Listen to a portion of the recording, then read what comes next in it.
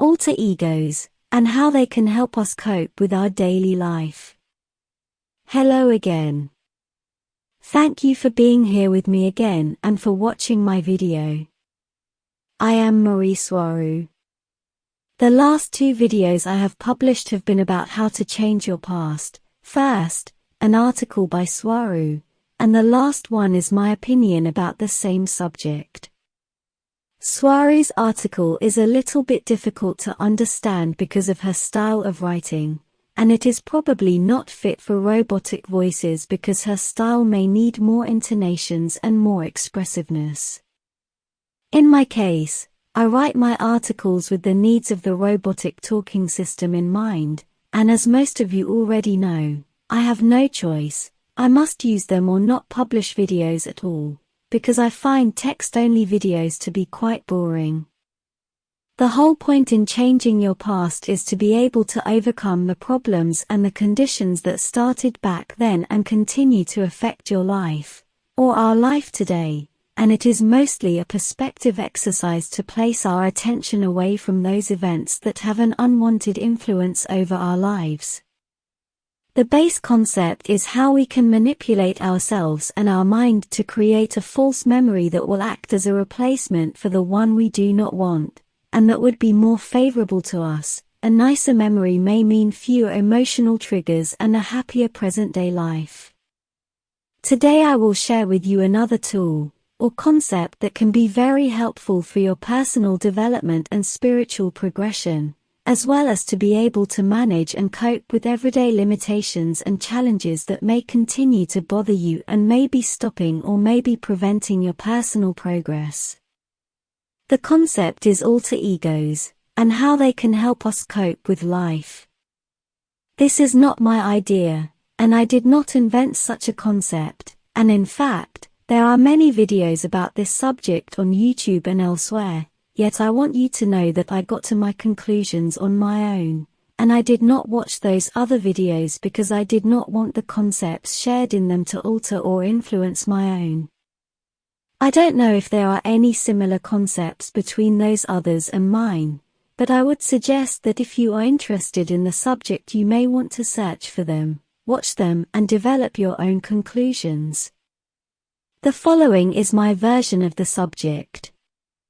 First, we must understand that we all act, behave, and function with a great deal of influence from our unconscious mind, for good and for bad.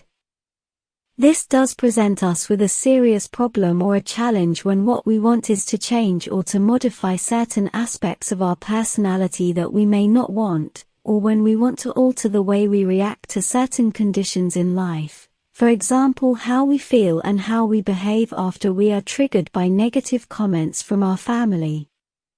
An emotional trigger is when a certain condition, attitude, or words coming from another person cause a strong emotional response in the subject, as in a pre-established and repetitive cause and effect.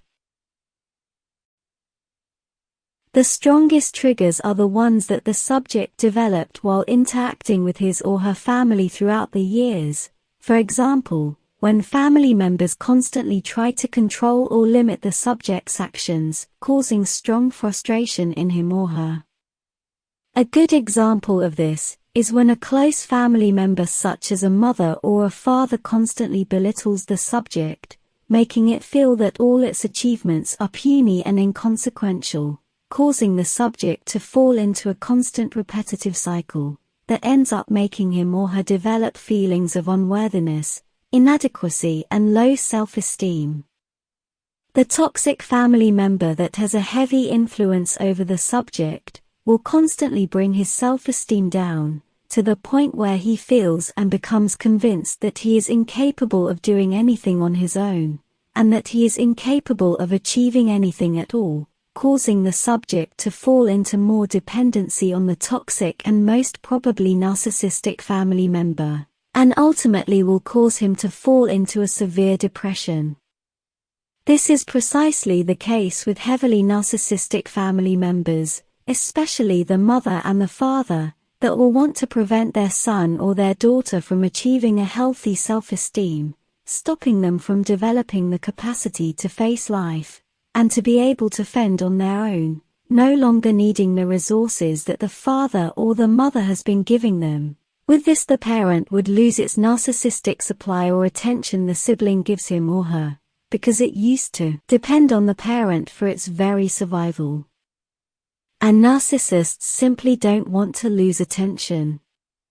All this develops serious conscious and unconscious triggers and unwanted mental psychological reactions, which prevent the individual from achieving their best potential, or the best version of themselves.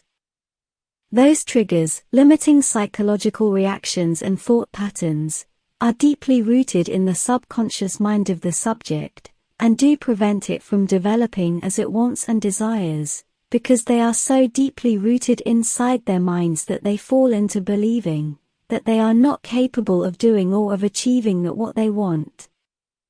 For example, wanting to be more self-sufficient, self-assertive and secure, with focus and with a clear purpose in life. There is a way to overcome the limitations that were programmed into the subject's mind, and the subject may be anyone, you included, I included.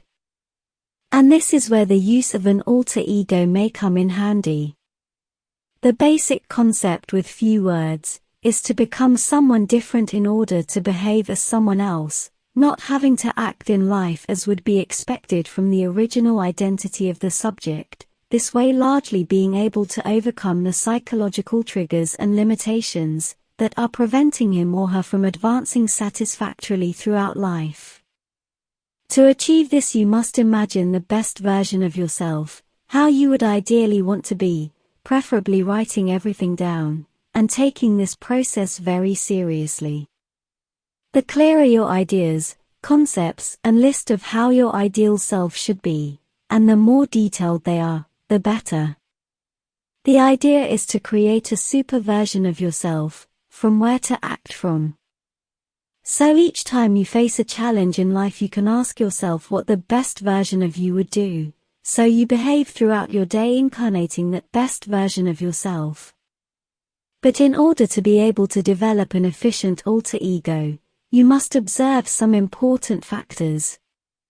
One of them is that you must never use an identity that already exists, for example, Superman, Batman or Wonder Woman, nor any other celebrity, or any person whom you would admire. The problem with this while you develop your working alter ego, is that walking down the street repeating to yourself that you are Batman, simply does not hold any water, especially for yourself and for your unconscious mind, as you very well know consciously and unconsciously that you are not Batman. Unless you really are Bruce Wayne, but then that is your problem and that is off topic. Your alter ego must be something you create for yourself out of nothing, including its new name. The best version of yourself is of your own doing and has no equal. Then you will know that it is you and no other person can be that perfect alter ego other than yourself. Your very unconscious will back you up because you know that you are that new character in your life. There is a reason why I brought up Matrix superheroes in this video. If you notice how they supposedly work, they are someone normal and weak, sometimes even pathetic, and they are okay with it, but they know that they are also that other super version of themselves, that few people they know, if any, know exists. You can make the same principle work for you.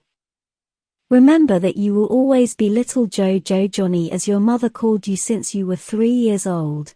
Of course, now you are 45, and your mother still calls you Johnny, unless through time you've developed a way not to see that as a problem, ending up even liking it. Those little words can be a trigger that causes you to fall again into the little helpless child mentality you are so eager to get away from. This means that to develop a good working alter ego, you must leave behind all dependency on what is linking you to your unwanted past, and the old and inefficient version of yourself you want to grow out from. As the saying goes, in order to be the best version of yourself, you must leave your hometown.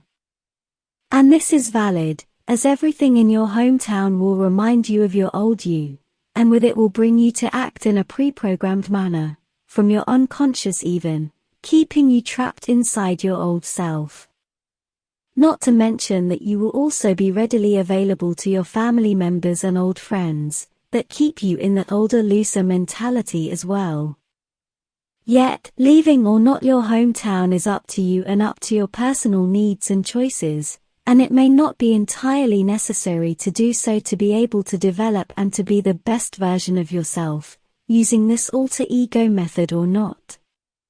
You can even choose a new name for yourself in your alter ego, and see yourself how you walk and how you act in any given situation throughout your day. As I said above, the more detailed the better. And if you write everything down in a special notebook that no one but you can have access to, you will enjoy the added effects of clarity and focus. This concept of the alter ego is very effective to overcome the limiting psychological thoughts, triggers and limitations we naturally associate with our original, or normal identity. And the more you practice, the better you will become at acting as your perfected self, as your alter ego. Use your imagination, the potential for this tool is virtually unlimited. See your alter ego as the person who will change your life, because that is exactly what will happen. Be your own superhero. Be wise and be strong out there, my friends. Thank you for watching my video, thank you for listening to me, and I hope to see you here next time. Take care. Mari Swaruu.